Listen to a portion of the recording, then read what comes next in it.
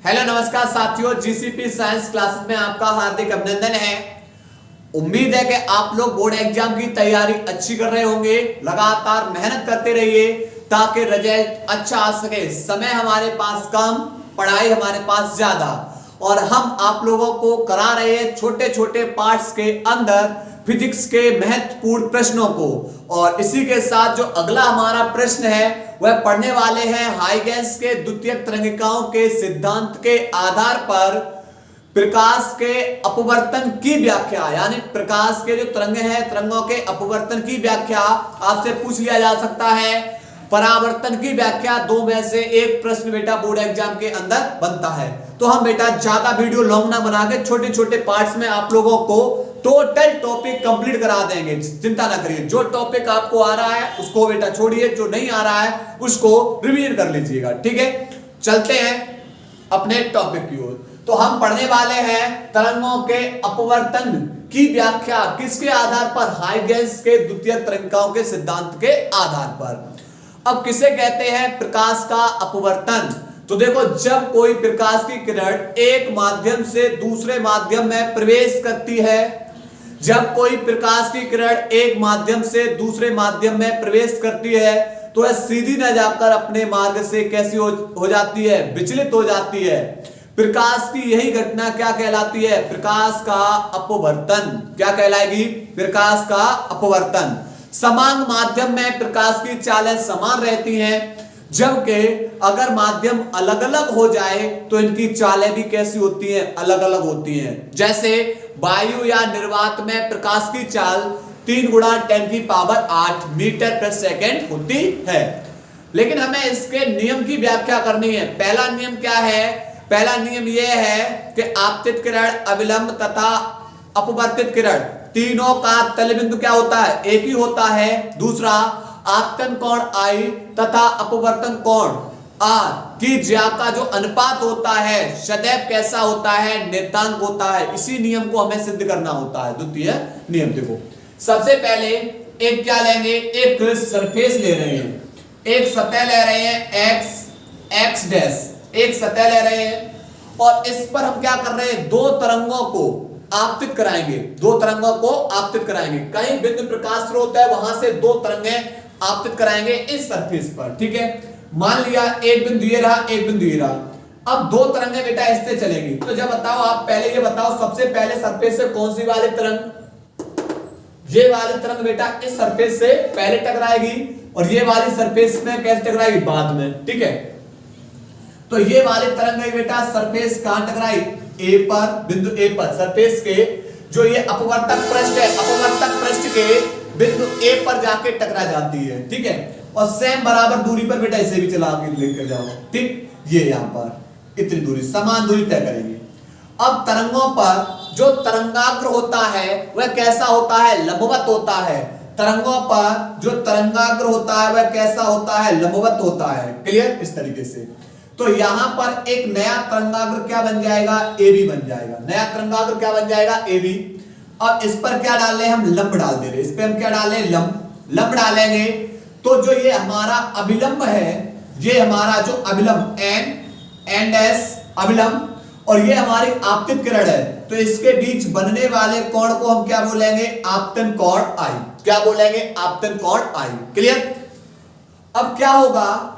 अब जितना समय बेटा, जितना समय B अपवर्तक पृष्ठ के बिंदु A डैश तक पहुंचने मिलेगी, जितना समय, मान लिया T समय में, मान लिया T समय में जो यहां पर ये बिंदु से जो तरंगाग्र है B से और कहां पहुंच रहा है? अपवर्तक पृष्ठ के बिंदु A डैश तक पहुंच रहा है। और कितनी दूरी तय कर रहा है बेटा? AB डैश दूरी तय कर रहा है। कितने समय में? T समय में। उतने ही समय में बिंदु A से द्वितीयक तरंगिकाएं निकलेंगी। बिंदु A से कौन निकलना शुरू होगी? द्वितीयक तरंगिकाएं, क्योंकि भैया तरंगें समान चले। जब ये आगे बढ़ेगा तो यहां से द्वितीयक तरंगिकाएं निकलेंगी।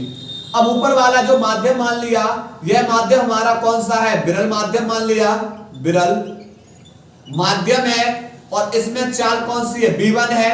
और नीचे वाला माध्यम जो माना वो मान लिया सघन माध्यम। और इसकी चाल, इसमें चाल बेटा कौन सी है? इसमें तरंगों की चाल क्या हो जाएगी? B2 मान लिया, क्योंकि भिन्न भिन्न माध्यम है।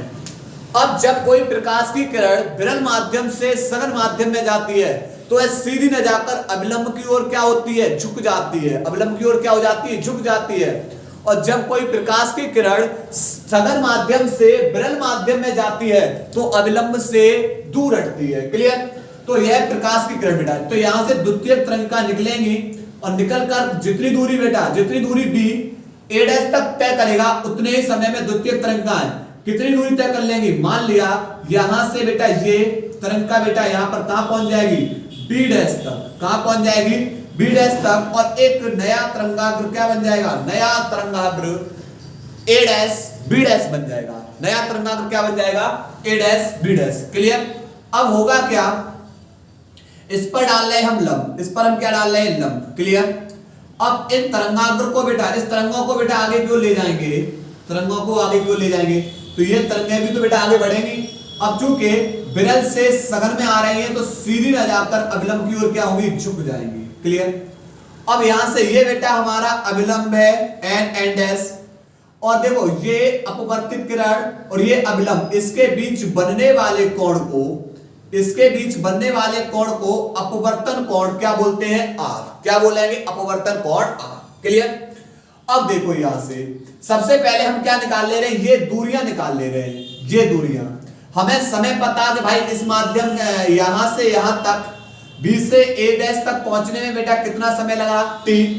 उतने समय में द्वितीयक तरंगिका ए से निकलकर कहां पहुंच जाती है, बी डैश तक। तो यहां तक पहुंचने में कितना समय लगा, टी। दूरी हमें पता है, दूरियां हमें क्या करनी है, दूरियां निकालनी। चाल पता है, समय पता, हम क्या निकाल लेंगे, दूरी। तो हमें फॉर्मूला पता है, क्या होता है कि चाल बराबर होता है दूरी बट्टे समय, लेकिन हम ये दूरियां निकाल ले रहे हैं, दूरियां। ठीक है? तो दूरी बराबर क्या हो जाएगा, दूरी बराबर आप बताओगे चाल गुणे क्या हो जाएगा, समय। अब आपसे दूरी कहां से कहां तक निकालनी है, आप बताओगे ए से सॉरी बी से ए डैश तक, और दूरी कहां से कहां तक निकालोगे, ए से बी डैश तक। भाई बी से ए डैश तक की दूरी ये विरल माध्यम में है, चाल कितनी है इस विरल माध्यम में, b1, और समय कितना लग रहा है, t। और यहां से a से जो b डैश तक की दूरी है कहां की है, सघन माध्यम की है, इसमें चाल b2 और समय कितना लग रहा है, t। क्लियर?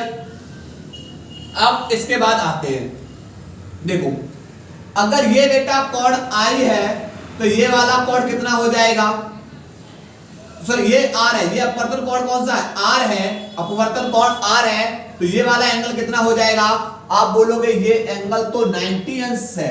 कैसा है, 90 अंश। कैसे भाई, इसको सीधा कर लो, ऐसे कर लो, तो ये 90 है। जब ये 90 है और 90 में से अगर ये एंगल R है तो 90 में से इस R को हटा दो, कोण कितना बचेगा, आप बोलोगे 90 माइनस R। कोण कितना बचा, 90 माइनस R। तो ये वाला एंगल हो जाएगा 90 माइनस के R। जब ये 90 माइनस R है तो बेटा ये एंगल बताओ कितना हो जाएगा। तो आप बोलोगे, तो ये आप बोलोगे कि यहां से ये स्थिति है ना, ये वाला एंगल कितना निकाला, देखो ये वाला एंगल देखो, ये और ये त्रिभुज, ये देखो एंगल, ये देखो। आप बोलोगे ये तो पूरा 90 है, बिल्कुल पूरा 90 है, और इस 90 में से ये एंगल 90 माइनस के R है, बिल्कुल। तो फिर क्या करोगे, इस एंगल में से ये 90 माइनस के R हटाओ, 90 में से 90 माइनस के R को हटाओगे, माइनस का अंदर मल्टीप्लाई करोगे तो माइनस प्लस माइनस, और माइनस माइनस क्या हो जाएगा, प्लस। बेटा हट जाएगा 90 से 90, बचेगा कौन, R। कौन बचेगा, ये एंगल कौन सा निकला, R। इसी प्रकार ये वाला एंगल कौन हो जाएगा, 90 माइनस के I। तो ये बेटा फिर एंगल कितना निकलेगा, I। ये एंगल कितना निकलेगा, I। क्लियर? अब सबसे पहले हम इसी एंगल को निकालेंगे, I और R को निकालेंगे। ठीक है? तो पहले त्रिभुज कौन सा लेंगे, त्रिभुज ए बी ए डैश में, त्रिभुज ए बी ए डैश में, ए बी ए डैश में, त्रिभुज ए बी ए डैश के अंदर त्रिभुज निकालो बेटा, इस तरीके से यहां से ऐसे त्रिभुज बनाओ। ठीक है? ये वाला एंगल I है, यहां पर ये A है, B है, A डैश है। कोण के सामने वाली भुजा बेटा कौन सी होती है? कोण के सामने वाली भुजा होती है लंब। 90 अंश के एंगल के सामने समकोण वाली भुजा कौन सी होती है? आप बताओगे कर्ण। तो बचेगी भुजा कौन सी? आधार। कौन सी भुजा बचेगी? आधार। क्लियर?